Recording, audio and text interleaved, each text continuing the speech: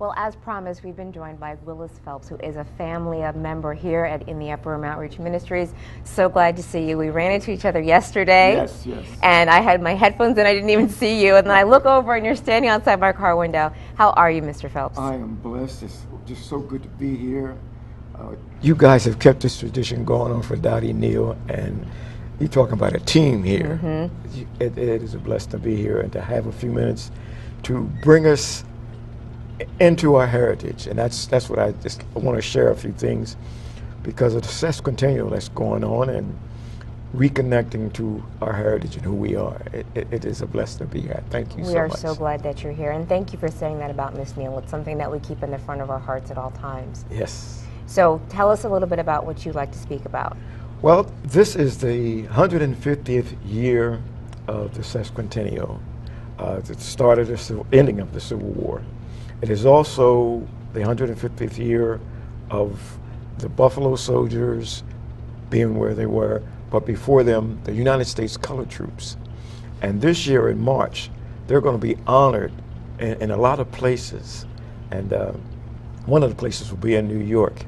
And prayerfully, I'll get an invitation to go there dressed as as a United States Colored Soldier to tell their story. Here in Delaware, I'll be in Delaware City telling the story at one of the churches there. African Union Cemetery is one of the places where 5 soldiers are buried. The cemetery belongs to Mount Salem Church. Reverend Matthews is the pastor there. And I will be going there to tell the story of the 5, what we call heroes of Polktown. And I would like to name each one of them if I could. Oh, certainly. I've got to find my spectacles. The one that's easy for me is Private James H. Elbert, 8th United States Colored Troops, because through his eyes, I portray and tell the story of the U.S. Colored Troops. I don't know, can you see that? We can see it. If you hold it right there, they got a really nice shot of it there. Well, that's Private James H. Elbert's tombstone right there. His headstone is there. And through his eyes, I tell the story of the 5 heroes of Polktown. And let me put this down. Okay. And the soldiers, Private James H. Elbert, C Company, 8th U.S. Colored Troops, are from Polktown. William H. Crawford, one of the soldiers from Polktown. Louis Tyler, another soldier from Polktown. Alex Draper, another soldier. And, oh boy, I got to get it. Alexander Draper, I mentioned. It's Joseph H. Byard and William H. Crawford. 5. Okay.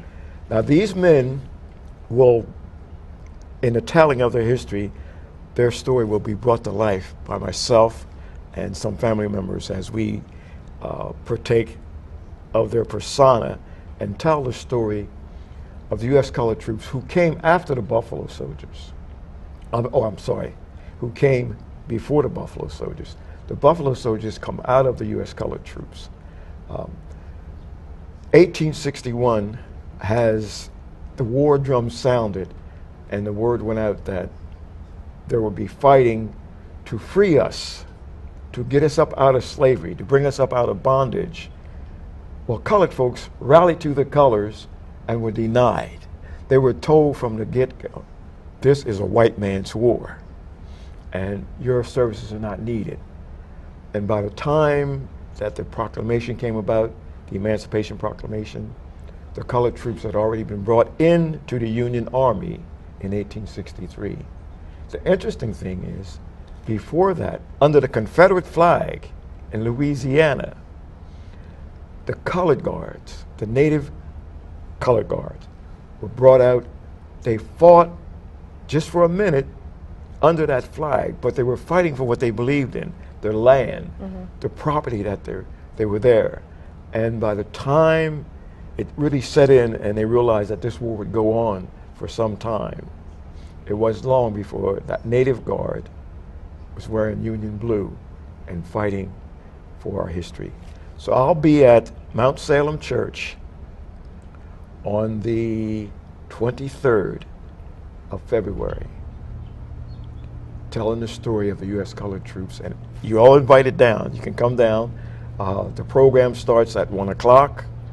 And we'll be there telling the story, ministering to the people, and the kids will get free food. We'll minister to them and mentor to them. But you're invited to come down and get what I call the rest of the story. Mr. Phelps, you mentioned that family would be with you. Your family's going to be helping you with it? Yes, my daughter and I say my family, I have a neighbor across the street from me. If I don't let Mrs. Davis know, Antoinette Davis, know that I'm going to be doing this so she can sing, then I'm in trouble. But again, we're talking about Harriet Ross Tubman. And this is my daughter, Phyllis Davis, in the persona. My family and I, we do live in history. And it's my daughter, my son, and now I have a nephew who's going to join us. And prayerfully, there'll be 8 of us going to New York in March. I can't say too much about it now, but as soon as it's poured in concrete, there'll be a banner celebration. Okay, and you'll come back and tell us about it. And I'll come back and tell you about it. Before you leave? Before I leave, okay. Yes. Was there anything else you wanted to share with us? February is the month of celebration, African American history, Black history. Actually, it's American history, it's our history. It really is. And when we celebrate, we need to reconnect. And what I want to say to each and every one, celebrate in your own way, but reconnect, because we are connected. This is our history, and there's much more than what has been told, and we're going to tell it. Thank you very much, Thank Mr. you so Phelps. much. It was a pleasure having you. My pleasure. And of course, being it here. goes without saying that you're welcome back whenever you want to come. Oh, you guys are so Okay? blessed. Dottie, I thank you. So do I. Yes. We'll be right back with more of In the Upper Room Outreach Ministries, The Monitor.